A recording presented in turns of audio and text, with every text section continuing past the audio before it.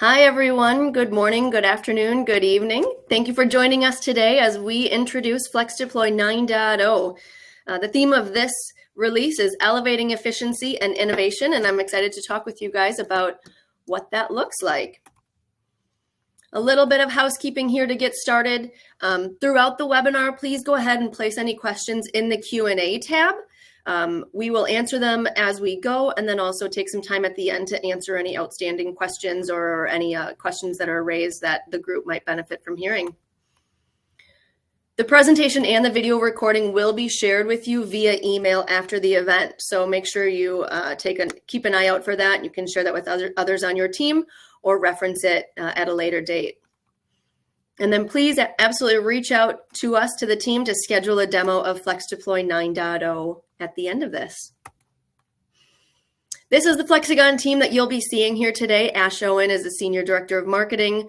Joel Wenzel, our Senior Engineer in FlexDeploy UI UX Design and Implementation Lead. Chandresh Patel, our Principal Architect. And I'm here in my role as Customer Success. Good to see so many of you on here today. Thanks for joining us.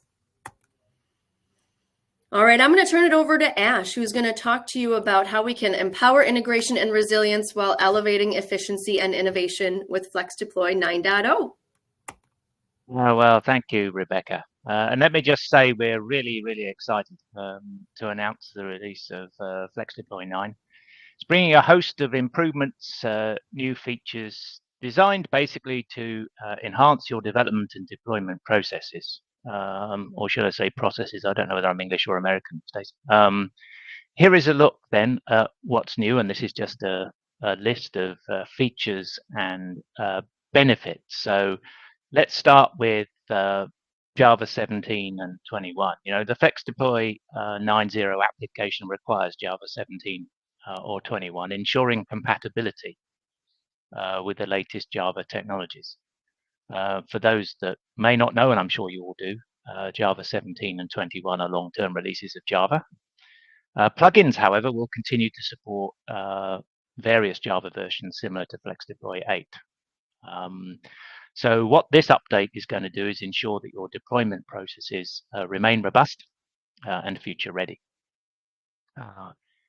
Advanced Git integration. The benefit here is going to be streamlining the workflows with automated processes, improving your version control and collaboration through enhanced commit management. I've got another slide on that, so I won't go into much more detail than that.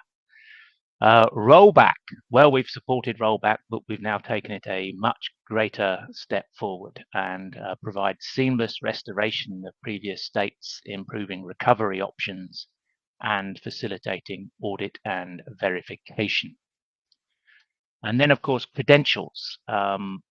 Well, we live in a world where security is everywhere, so we've improved security and flexibility in managing sensitive information and authentication methods. And we've added some new credential types, and I'll come on to that shortly. For those of you that like scripting, welcome to a better way of doing Groovy. We're going to significantly improve this with encouraging code reuse and consistency, simplifying library development. And I'm just going to say for now, real-time testing capabilities, but I think Joel will wow you in the demo. And then we've implemented WebSockets across a number of screens. You know, I can't remember the exact screens. I'm sure Joel will correct me, so I won't list them, but you can certainly check the README. What this does, however, is the benefit. Significantly enhances UI responsiveness, reduces network traffic, allowing for more efficient user interactions. I would say almost gives you a real-time kind of thing, which I think is absolutely terrific. And then finally, on this list of features we've added in 9.0 configuration export import. Again, I've got another slide on this, but here we're about the benefit is facilitating seamless migration projects and workflows across FlexDeploy servers, maintaining consistency across environments, and facilitating and supporting disaster recovery. And I'm not moving the slide deck, so Rebecca, could you? Thank you very much. I'm a wizard sometimes, and sometimes it doesn't work. Okay, so advanced Git integration. Here I want you to think about how the engineering team have done a fabulous job of streamlining and innovating Git integration. We've introduced this Git integration using OAuth applications, streamlining your workflow and automated processes. You can now mass create integration instances by inspecting available repositories, automatically managing webhooks, and synchronizing branches effortlessly. A new project commits page provides comprehensive commit details, including pull requests and code changes. And again, you'll see this in the demo. Next slide, please.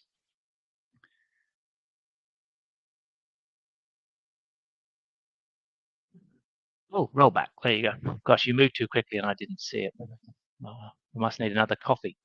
Rollback. So here I want you to think about restoring with confidence and precision. So we've added rollback support for both standard and package-based deployments. That's number one. You can choose now from multiple rollback source types, including project version artifacts and SCM revisions, and there are some other ones, and I think Joel's going to use one in the demo. So there is that. And this feature allows for seamless restoration of previous states with execution history easily accessible for verification and audit. Next slide, please.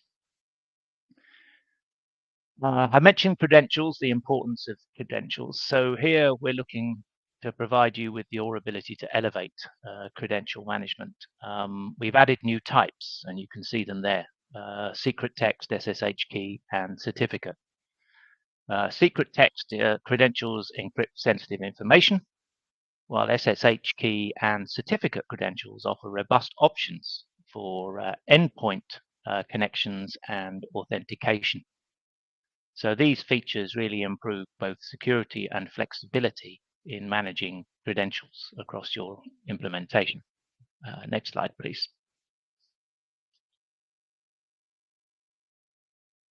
Now one of my favorites, because I am an ex-developer, ex-geek, but no, I don't like to tell anybody that.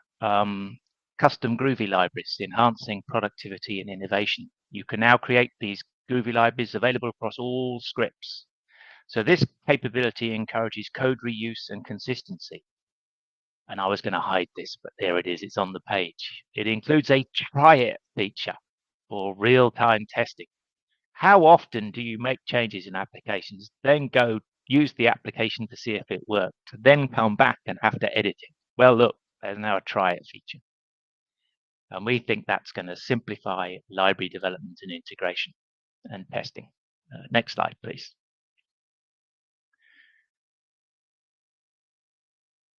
Configuration and export. Oh boy, I think some of you have talked to me about this, but this feature allows seamless migration of projects and workflows between FlexDeploy servers. It's user-friendly, it's efficient, minimizes manual effort, and reduces errors. And key benefits including maintaining consistency across environments and minimizing downtime during transitions like server upgrades, environment replication, and you can probably think of one or two other use cases. So my last statement, because I think I'm going to hand it over to Joel in a second, FlexDeploy 9 is packed with these features aimed at improving efficiency, security, and user experience. And we believe and we are confident these updates will significantly enhance your deployment capabilities. And I would encourage you to enjoy and explore these new capabilities. And at this point, I think I'm going to hand over to Joel. All right. Appreciate that, Ash. Share my screen here.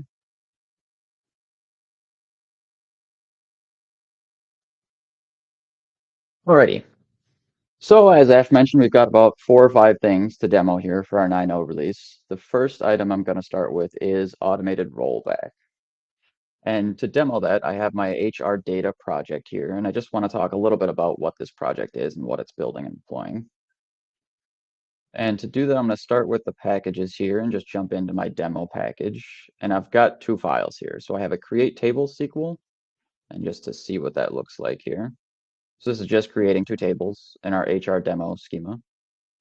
And then we have a create package as well. And this is really just creating a package spec here. So nothing too crazy. But what we're going to do then is we're going to build and deploy these to our local database here. And I do have a build already initiated here, so I'm just going to go ahead and deploy this.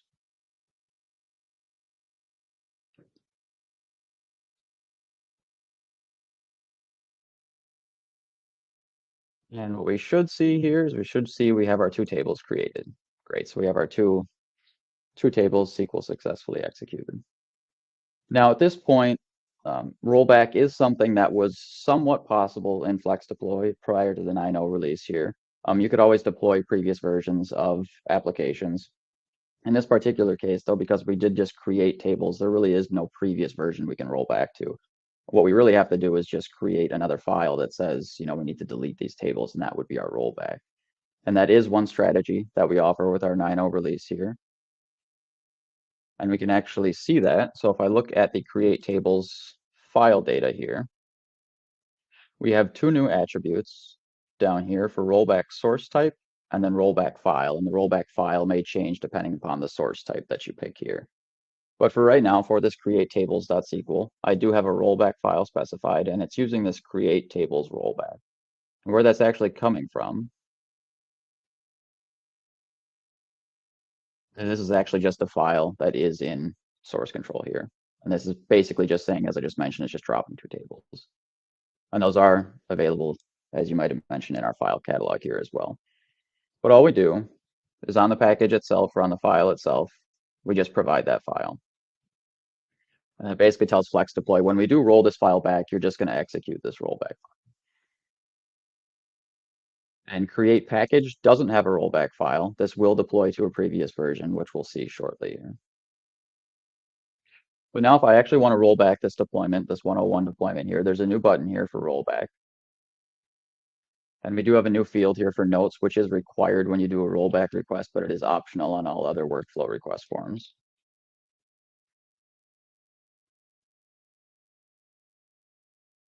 And on the Files tab here, we're actually going to see the selections that we can make in terms of how we want to roll back this content. And whatever you choose here, or whatever is defined on the project object itself, the form we were just looking at, it will be remembered. So you don't necessarily have to specify this every time, but I just wanted to show it here just for clarity's sakes. So for create tables, we are going to use a rollback file. We are just going to execute this create tables rollback. Or for this create package, let's just use project version. And at this point, we really don't have previous project version to roll back to. So likely nothing would happen here, but we'll go ahead and submit that.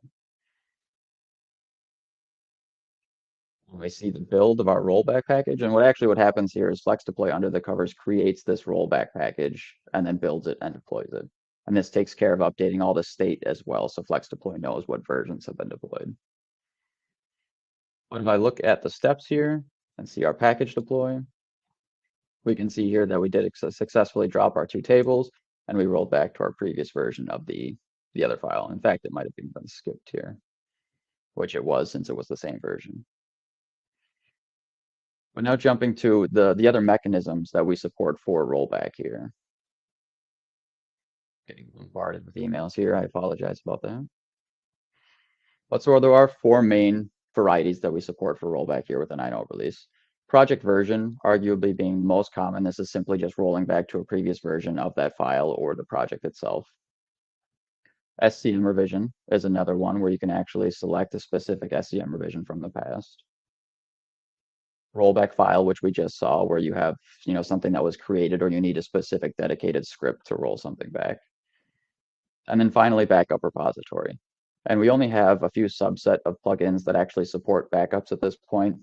We do anticipate continuing that support and adding more and more plugins to that list. But right now, things like Salesforce and other plugins would be able to leverage the backup repository for rollback. And before I finish rollback, I just want to talk briefly about project types and the two new attributes that we did add. So if I look at JDBC here and DB object. So we have our two rollback source type and the rollback file as well. Here you can provide defaults. So for example, for EBS, if you always wanted to adopt the principles that you're going to use rollback files for rolling back EBS, you can default all of that here in the actual project types, which is what I've done for JDBC here. And in addition to that, so the rollback file, if you wanted to follow a specific convention in your rollback file naming, you can default that here as well. So what I've done is I've actually just said the existing file name with an underscore rollback will be our default rollback file. And really what all this does is it just alleviates a lot of that configuration afterwards. You can specify the defaults here once, and then they just exist, and obviously will be used going forward. So that is rollback. The second item, and the second item is really kind of a twofer here, is custom Groovy libraries, as well as a new pipeline gate that I would like to show.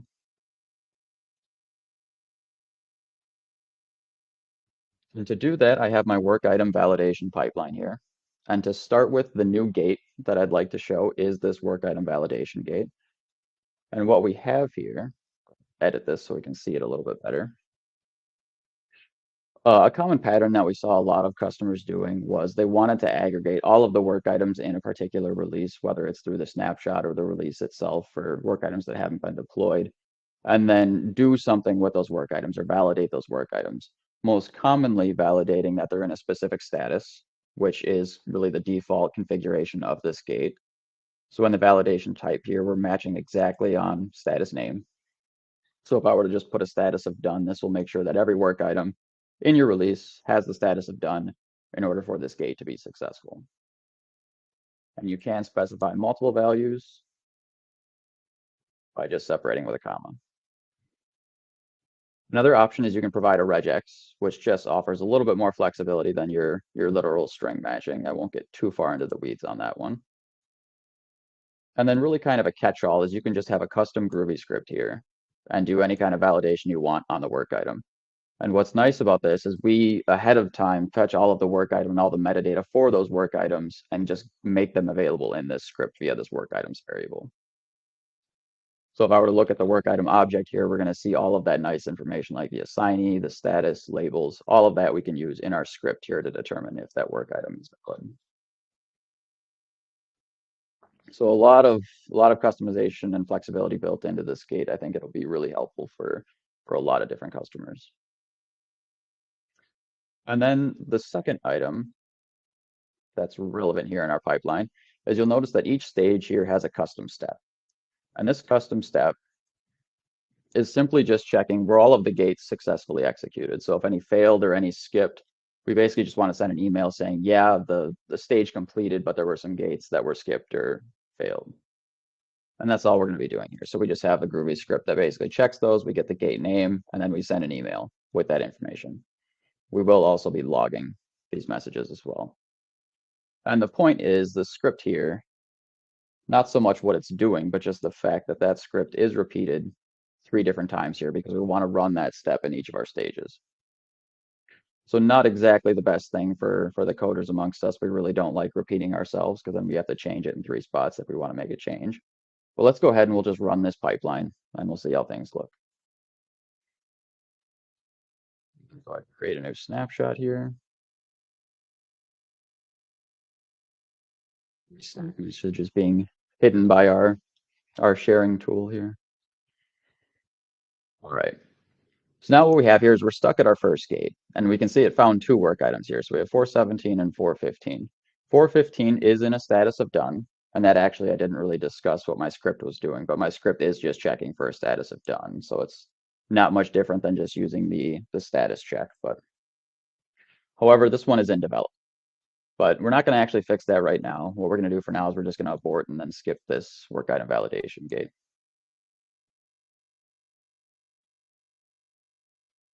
And we're going to get to deploy all. We can see our custom step here. And mistakenly, it looks like it said no gate skipped, but I think I might have had an error in my script, but that's just fine for now. And we can see the same thing then going on here in our second stage. It really should just be repeating itself at this point. But now let's actually look at Groovy libraries and how they can really alleviate the situation. So under administration here, we have a new menu item for Groovy libraries. And I have 3 libraries here. Really the one I want to talk about right now is this pipeline utils. And what we have is I actually have a function defined here that takes in our stage execution, and it does the same logic that we just saw in that script. So there's really nothing different about this. And you'll notice the log statements here as well. And these will actually propagate back up to wherever they were called from, which is really nice. Let's actually just go ahead and use this now. So we have this lib pipeline utils and then this send email. Go ahead and make a copy. And we can just chuck all this code, replace it with our pipeline utils, and send email to failed gates, and be sure to pass our stage execution. And we can go ahead and make that same change. Just copy all of that and other steps here.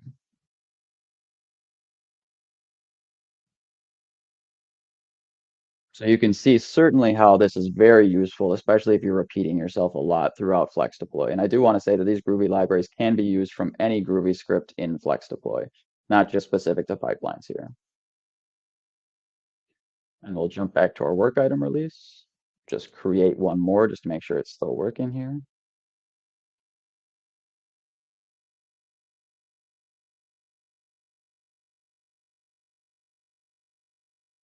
And likewise, we'll go ahead and abort and skip again. Obviously, I have this issue at the moment that's saying no gates were skipped, but at least now we only have to fix that in one place as opposed to 3. And then, so jumping back to Groovy libraries here, there's a few quality of life features I want to talk about, which Ash did highlight in his intro here. The first being is that you do have a try it window, which I'm really excited about. Myself specifically, I'd often find myself in like incoming webhooks or outgoing webhooks having to write a script, go back to the messages screen, resubmit something, and then go back and fix. And it was kind of tedious. So with Groovy libraries, we didn't want that same issue. So we did add a try it window here. And to do that, I'm actually going to jump to something a little simpler here. I'll jump to my logger utils. And just to clarify here what's happening with our log library. So all we're doing is we're logging a message to the actual logger, and then we're just writing it to a file. So this logger.txt. And to try that, I can just actually call those functions from our try window and run that. And then we can see our log statements here from line 6 as well. I open this up off screen here.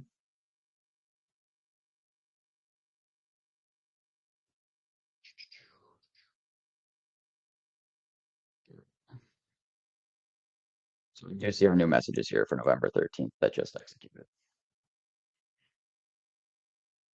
So try it Windows 1, and then the other thing I want to highlight is oftentimes when you're working with Groovy, actually here would be a good example. So when I use FlexDeploy and I try and call some function, we get a lot of help in the editor, which is really great. It really tells you, you make certain you know what you're doing, what params it takes, all of that good information. By default, that won't happen with our Groovy libraries, but we can support that by using what we call an annotation. And if you just hit @ you'll get some snippets for this stuff to make it easier. And if I do that, I can provide a custom description for my function here. And I do need to import that. And if we save that now and jump back to our pipeline, when using that, or if I even just hover it now, we're going to see, we actually see our custom description for that function. So really providing all of the tools to make sure that you're able to provide as much information as possible for your Groovy library. And then finally, just to really push home that these scripts are available anywhere, I just want to jump to something like project properties. And I'll just change a random property here to a Groovy expression. And we can see those same libraries available here as well. So whether it's list data that you're doing, project properties, any Groovy scripts, knock yourself out. Alrighty, moving on from Groovy libraries and pipelines here. Really the last big one I want to talk about is advanced Git integration here. And to do that, I'm going to start with our profile. And in our profile, we can see we have a new tab here for connected apps. And as well, there's 2 here that I have set up. So I have a GitHub app and I have a GitLab app. And these are actually defined in system settings. I'm not going to spend too much time talking about the configuration, but when creating these, it does provide, very helpful instructions for actually creating the application here.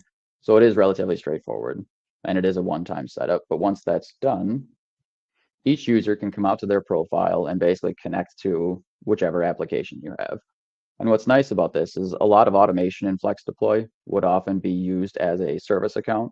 So if something was committing back to FlexDeploy, it would just have that service account name. Now it will actually have the actual user's username that is actually doing the commit from FlexDeploy. I'm going to go ahead and connect to GitHub here.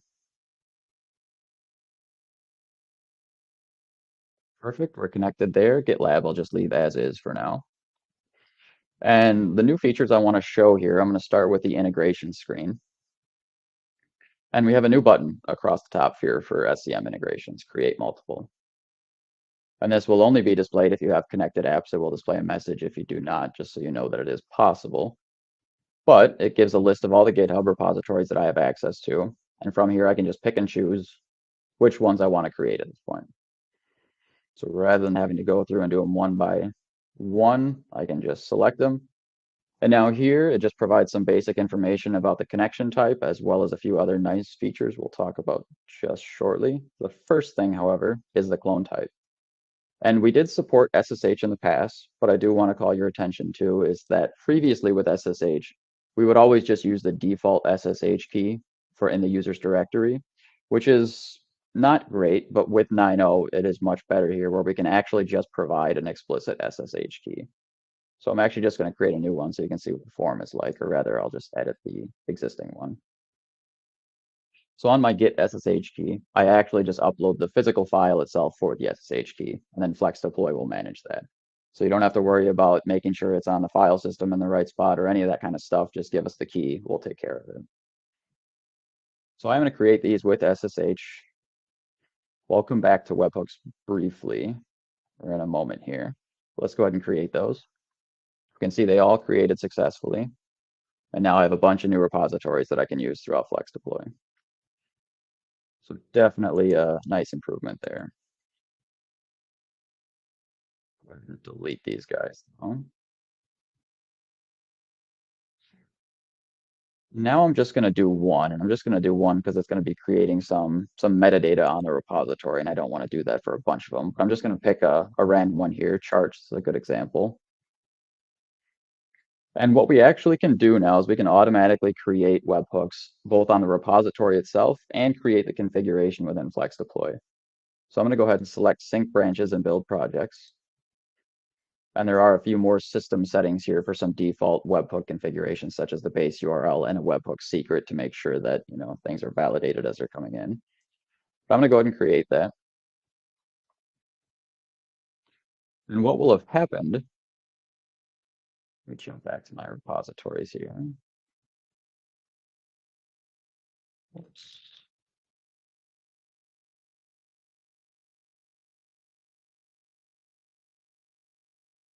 So FlexDeploy automatically created these two webhooks. The URL here is not valid anymore, but it did create them. And should the URL have been valid, they're ready to fire basically at this point. And also in our incoming webhooks here, under configuration, FlexDeploy automatically created this Flex GitHub provider. And if I look at the script for that, it did that as well. So this is really plug and play at this point. Everything should function. Everything would work as expected. And it did our scripts as well for syncing branches and building projects. And it is noteworthy here that the configuration that FlexDeploy generates out of the box can be modified, and it will not be touched if FlexDeploy detects it as modified. So if you do want to make changes to this, or there's tiny tweaks that you need to make based on your company, you can certainly do that, and they will not be interrupted. So that's the first big one with advanced Git integration, is the mass creation of repositories along with the auto creation of webhooks. For the next items, we're going to look at a specific project here, and I'm actually just going to jump back to my HR data project. And on our source control tab here, we do have a little bit of an improved layout, I will say, for 9.0 here. Things should be a little more condensed and be able to display a little bit more information in less screen space, which I'm happy about. But more specifically, so starting with the sparse checkout here, a lot of times this is not used, but if you do have a monolithic repository that has a lot of content in it, typically you do want a sparse checkout, which is just a subfolder that you can check out within the repository. Previously, this had to be manually specified, but now you can just click this magnifying glass, and then select just like a normal file explorer, whichever sparse checkout you want. And you can specify multiple sparse checkout folders as well, as you can see here. Well, I am just going to leave this as our default here, though.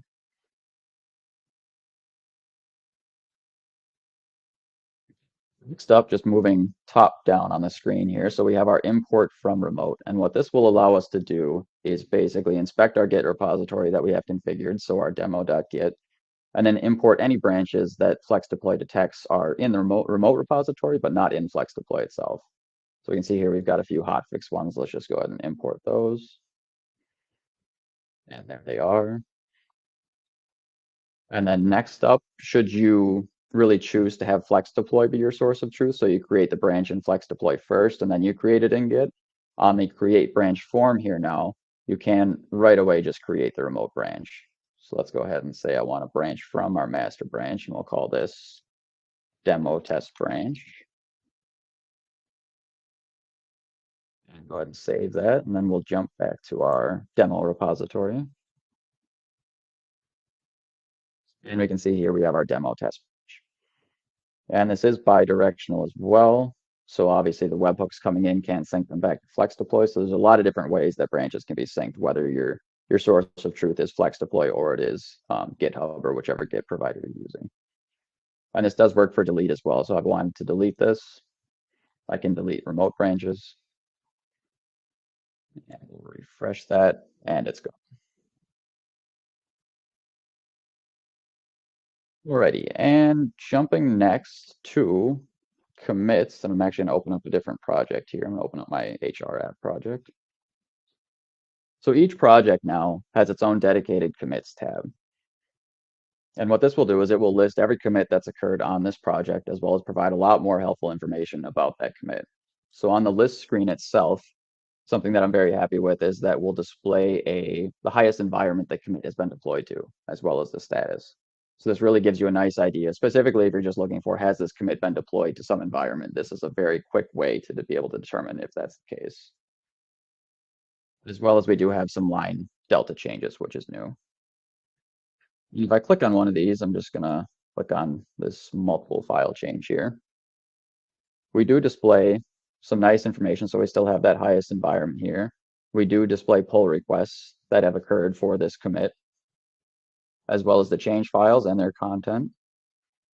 And then finally, probably my favorite is the timeline, which shows when it was committed, when it was merged, when it was built, really the whole life cycle of the commit as far as FlexDeploy is aware of. And it is noteworthy here as well that a lot of this information is available not just for Git. So if you are using Subversion, you will still see things like the timeline. You'll see the changed files, but not the changed content. So don't feel like you're missing out too much if you aren't using Git.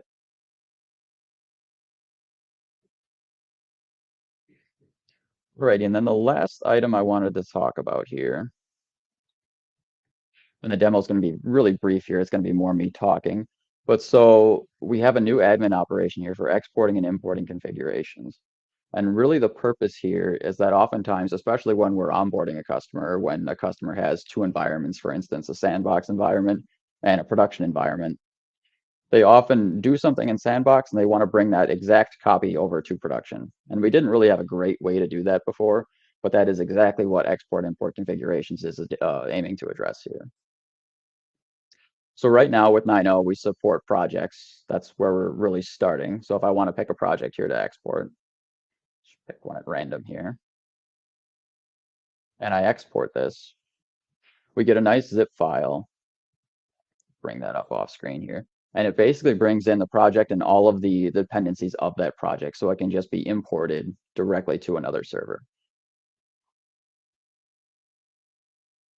And I don't actually have another server up to show that, but you can take my word for it. And as we get further along here with our 9.0 release and further, obviously we're going to be bringing more and more configuration options into this API here. So you'll be able to do things like topology configuration, the works.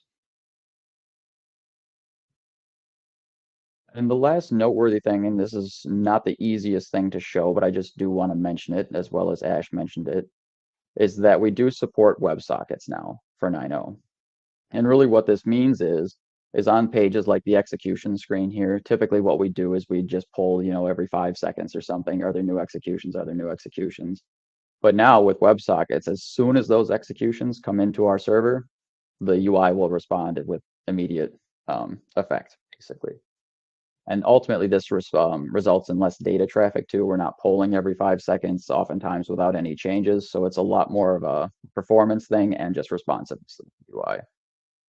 And screens where this does take effect is our execution screen here, as well as our workflow steps. So as the workflow steps are running, you should see more responsiveness there as well. And then finally, plugin logs. I shouldn't say finally, there's also release dashboard too. So there's really 4 places where this is in effect. But yeah, that's something that you guys will just have to get out there and see for yourselves. And with that, I'm going to kick things back over to Rebecca. We'll take some Q&A and have some closing comments here. Awesome. Thanks, Joel. And thanks, Chandresh, for manning the chat window. I appreciate that. Chandresh, before I open it up to the other questions that are coming in, are there any questions that came in through the chat that you want to talk about in the larger group, or potentially have Joel highlight anything? One question that just came in, a couple of them, so that we can start answering those. But no, I think Joel covered the demo well, and able to keep up with the questions here as well in the chat. All right, so first question, is the import and export utility to migrate FlexDeploy entities from Flex A to Flex B? Yes, Correct. that is correct. Exactly. And then just to kind of elaborate a little bit on it, it's migrating projects and project configurations. So your source control, properties, workflows, test configurations, if you have replacements, anything that you see on the project, as well as workflows. So we definitely want to expand this more beyond this too. Things like target properties would be next, in the line there. But yes, yeah. So Weber is asking, what about topologies, right? Yes, that should be coming, and that should be the next high priority in our opinion as well. Okay, great. There's a question here about a purge mechanism. So purge, yes, purge, Jairam has gone through significant improvements in 9.0. We did backport a few things in last version of 8 monthly release, but 9.0 has a lot of improvements in terms of performance and some other updates on when can purge run, keep count, simplification, production versus other environments, just to kind of save space as well for some of the high use implementations. So definitely 9.0 does pack a lot of purge related features that would be definitely advantages if you have, your workload is large. So yes, that's something should be on the release notes as well. Great, thank you. Okay, so does the admin operations run Groovy work with the Groovy libraries? At launch, no, but that is something we're open to. There's no technical reason it doesn't. We just figured run Groovy was something that is more of a troubleshooting, debugging thing for an admin. So we didn't really see a huge need for having the Groovy libraries there. But if that is something we get enough customer feedback on, it's certainly possible. Okay, so just a note on the only place I want to mention that it's not possible, I guess. Okay, so just a note on that. For example, Jairam brought up a comment about supporting the GitHub apps. Fane, great question about the run Groovy work operation. Anything that you're seeing that we are always open to enhancement requests. We take those very seriously. So be sure if you see something that or if there's something that you didn't see, if it's not available in this version, go ahead and submit an enhancement request. To Joel's point, if we have enough customers asking for that, that's certainly something that we will consider. Okay, do you support Python for the try it feature or any other programming languages? So no, right now it's just... Go ahead, Joe. Yeah. Sorry. No, you go ahead. So try it feature is there for Groovy scripts only there. So it's there to kind of try the Groovy scripts as you write.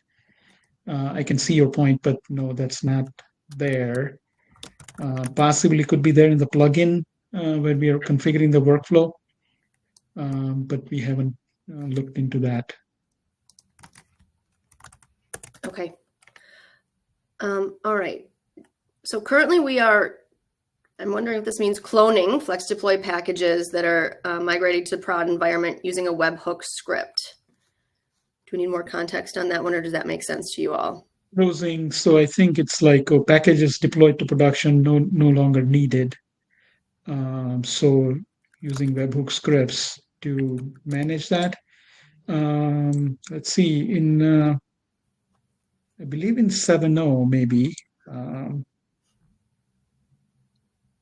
So in 7.0 we have a release setting. If it's deployed through release, you can check a box that say complete the packages once they are deployed.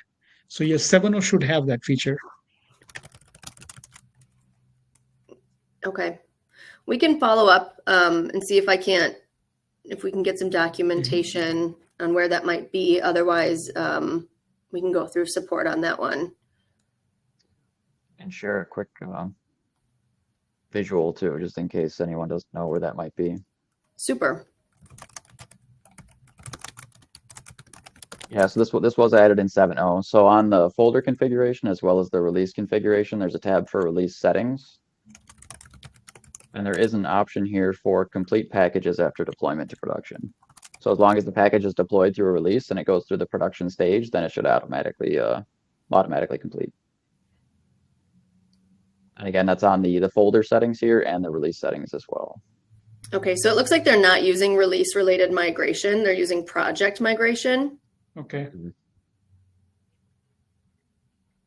Yeah, then we'll have to talk into it. You're right. I think the webhook. Let's connect on support, or so we can figure out what issues you're facing. But that that would be the way to do it. The webhook execution. Okay. Super. Thank you. All right. Any other questions out there? Looks like there might be a couple more coming through. So we'll just give a minute for typing. Does 9.0 have any API changes? Okay, let's look at incompatible. We have some minor incompatible changes that's noted on the release notes, but nothing that jumps out to be a breaking change or significantly breaking change.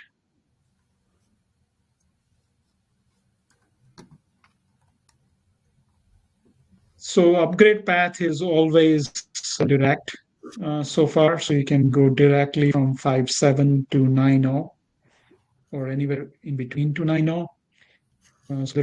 So if you use installer, I'd definitely recommend using installer. So if there is something that comes up in future, it would alert you to kind of take a different path. So always use latest installer. Should kind of simplify things as well. But yeah, you can directly go from any version to 9.0. That's a great call out, Chandrash and Vibor. Thank you for asking that question. I'll make sure to send in the follow-up email the upgrade details so everyone has those and understands that path to upgrade. But especially with our auto installer, that has made life a lot easier in terms of the upgrade. So that should be helpful. Okay, we have a couple of more questions coming in, and as those come in, I'm just going to talk really quick. Here we go. Chandrash, maybe you need to read that one for me. Still FlexDeploy 9 supports JDK? No. So starting 9, we require 17 or 21.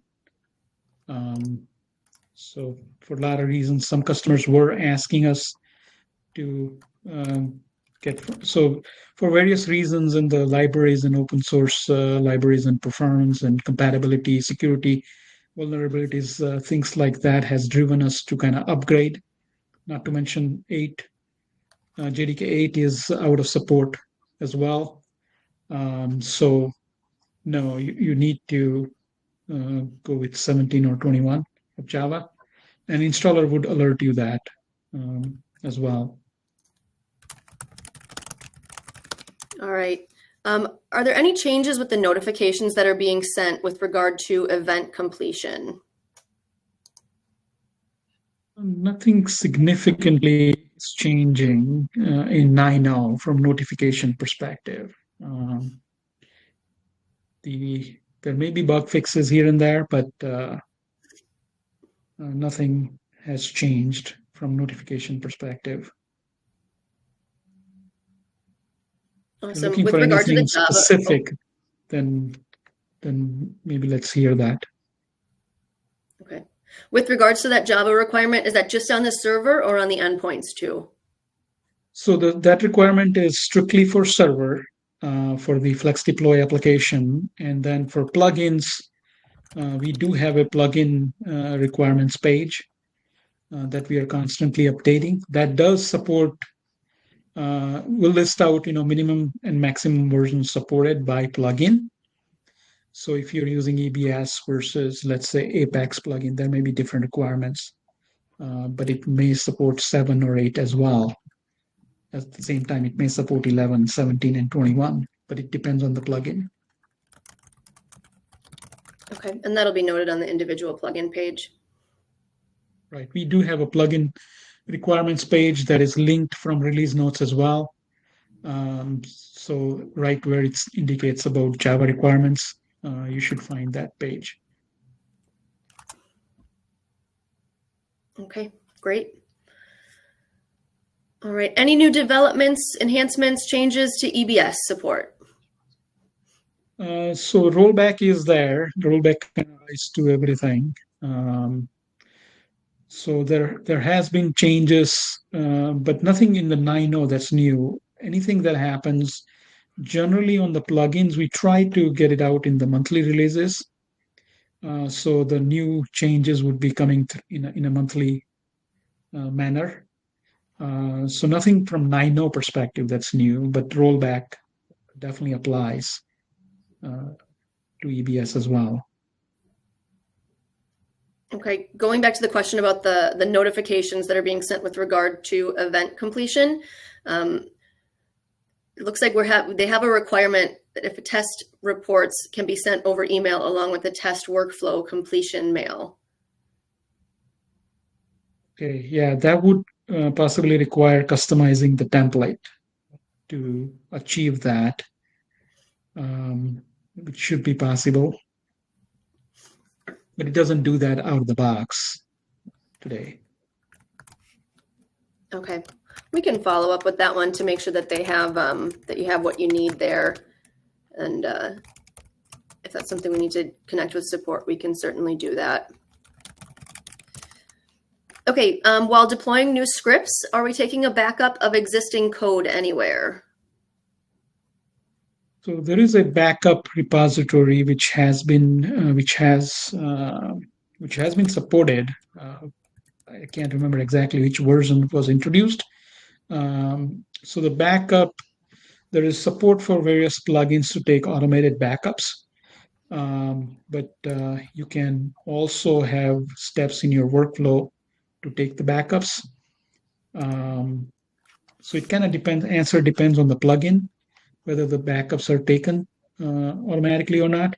There will be a checkbox on the project properties if plugin supports to taking backup, and those backups can be used to perform the rollback. One of the options is the backup, but the answer would depend on the plugin you're using. Okay, super. All right, keep those questions coming in. Before we wrap up, I do just have a couple more items that I want to make sure that we cover. One of them is a slight update, but also just a reminder. In terms of FlexDeploy, you have various deployment options. So that means you can be running FlexDeploy on premises, either in a public or private cloud. There are container versions of FlexDeploy, and we have released a SaaS version of FlexDeploy. The SaaS is the newest offering, so if you do have questions about what that looks like, what that entails, what that might mean, please reach out to your account manager and we can have a bigger discussion with you about that. If you have a question about any of these deployment options, say you're on-prem and you need to be moving to the cloud, reach out to your account manager. We can talk about options there and certainly get you connected and help you, kind of guide what that looks like. And then the last thing from our point, again, we can keep answering questions as long as you guys are here and have questions. But just a reminder about the FlexDeploy user group. That's a great place. There's been a lot of activity in the chat, which is awesome. The FlexDeploy user group is a great opportunity for you to chat with other customers, other users, the rest of the FlexDeploy community, live and virtually in person. So our last user group meeting for the year will be the second week of December. And you will certainly get information and invites out about that in the coming weeks. So, we want that to be a place for you all to have community, to be able to talk with others. I talk with customers regularly who ask, do you have other customers doing this or other customers who are doing, trying something different? This is the place where you can meet others and brainstorm and hear what's worked, what didn't work, as well as talk with our engineering team and be able to have some of these questions answered. And also, we can better understand where you're going and hopefully help you get there. So I am not seeing any other questions in the chat. Some positive feedback from you all throughout, and we really are excited to hear that as we talk about, we build this product for you. So a lot of what we are doing certainly is from what we see in the market and future looking, and our engineering team does a lot of research and development on what's coming up. But also we develop a lot of the product specifically for our customers and based on customer requests and what we hear in terms of things that would be helpful and beneficial.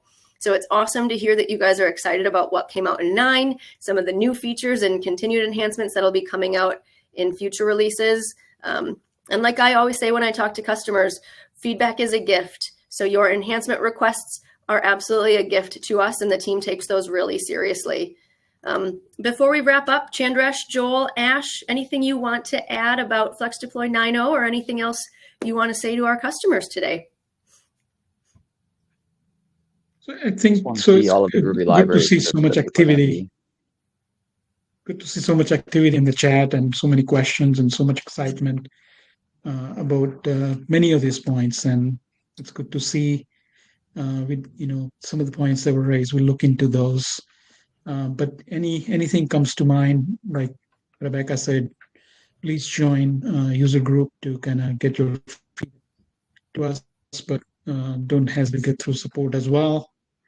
To get always looking to see what customers want, in term from our product, how can they best use it? So definitely reach out to us. Absolutely. I would just say everybody bring their Groovy script ideas to the user group. I can't wait to see them. Great. Well, with that, thank you all. Have a great rest of your day, and we will talk with you all soon. Thanks, everybody. Bye, everyone. Bye.